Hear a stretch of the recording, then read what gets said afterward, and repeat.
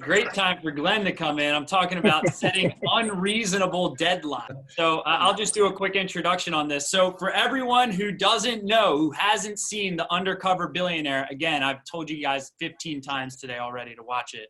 Please watch it. His father was a printer, his mother a grocery store clerk, and from scratch, he built a $1 billion lending company, one of the largest mortgage lenders in the nation, fifth largest privately held lender, and he's the star of Undercover Billionaire, where he goes into Erie, Pennsylvania, and with $100, a pickup truck, and no contacts, builds a business worth just around $1 million in 90 days.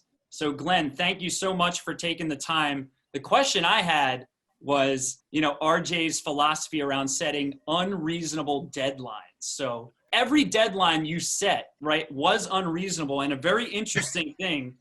I'm glad someone else said it. Well, but here's the thing. You have to dream in those early stages. And the thing that was so fascinating to me was none of the goals you set were hit, but yet you had a way of showing everyone the progress that was made. So talk to us about, how do you cheerlead the team when you're not reaching the big, lofty target? You're coming up somewhere close, but you're showing everyone the progress. How you doing? Nice to see you, Bill. Yep. And nice to see you, RJ. It's only been half an hour, but right. I found this trick out by accident, which was when I got involved in philanthropy and got involved in a lot of different things. They would set these goals. We want to reach, a $10 million, donation goal, right? And they'd only hit 5 million. Well, they really only wanted to hit 2 or 3. They'd never even hit that. So they go for these outrageous goals. And if they can even get half of it, they're very happy. When I owned this island with Richard Branson, and he says, I'm going to be in by Christmas. And he had 150 people working on his house, and everyone, this is crazy. What are you doing? Well, it takes people 5 years to build on that island, and he got it done in less than a year. And so did he hit his goal of Christmas? Not really, but he was a couple of months late. But the reality is that when you have to push people farther and harder than they think to achieve, goals that no one would ever dream of. And so, in my case, yeah, I had 90 days and nobody really knew that. And we were trying to hit a goal where I think most people won't have 90 days to build a business and won't start with $100, hopefully. And, but you can achieve great things when you push and, you set, the sights higher than anyone that could ever dream of. Then you probably are going to hit farther than most people would think. So. So what we were talking about with RJ before was building a team when you can't pay them. And it's very fascinating. I had a full day of coaching yesterday, like I said earlier in the call, coaching, smaller business owners that are in one of our programs. And the biggest, most common excuse I hear is I don't have a big enough team to get everything done.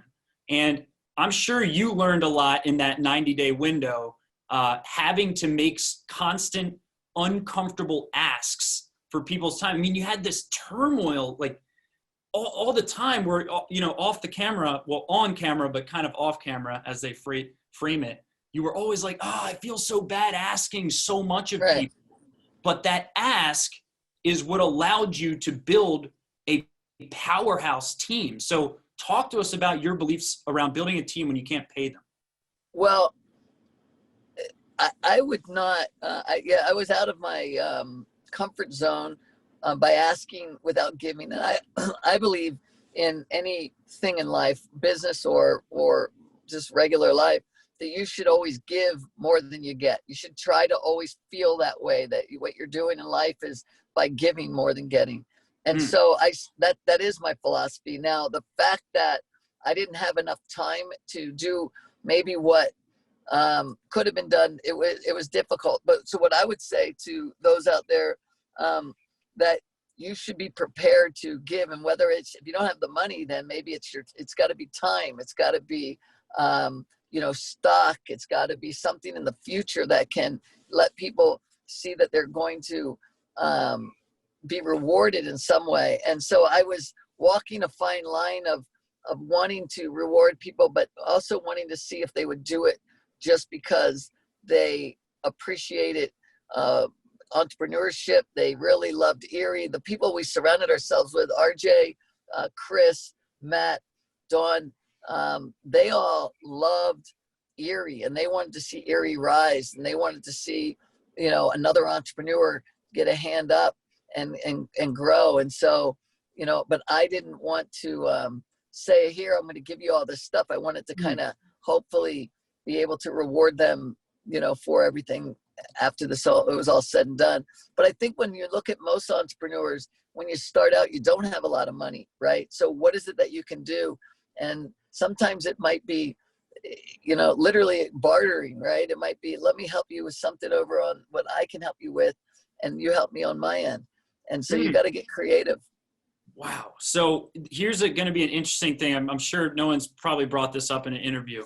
One of the most powerful parts of the show for me was when you found a barbecue consultant.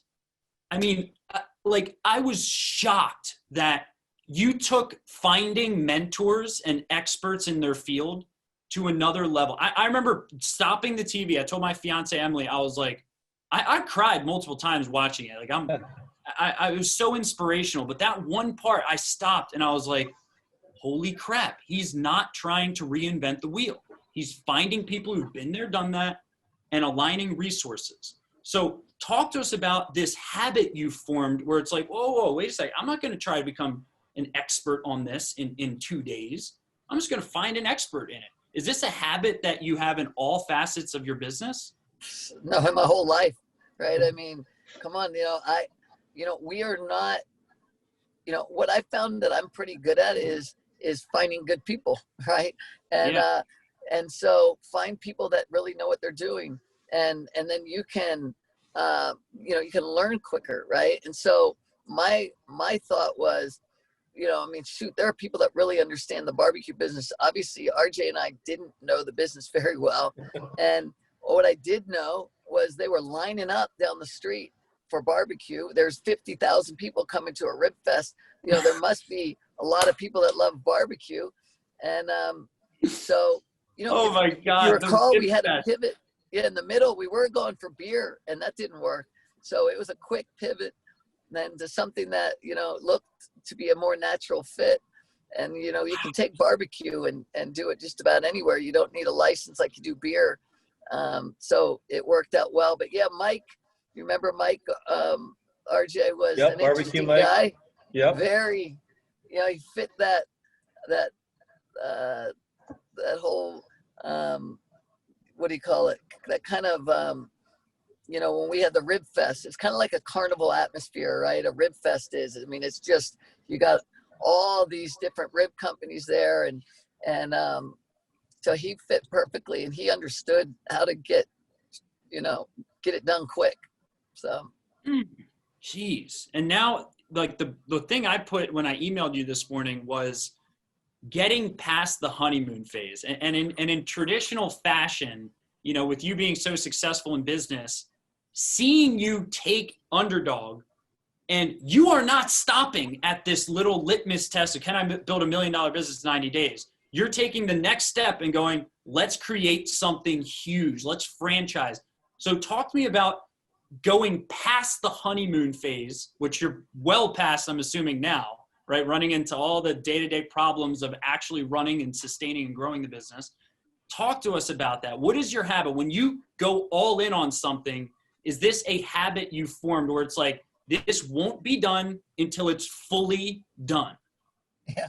It's, I think you have to, in life, if you give your word, you got to go all in, right? And so, we started this company, and you got to think about it. The lights were on, camera, and let's go. We've got 90 days. We built this company, and then everybody leaves.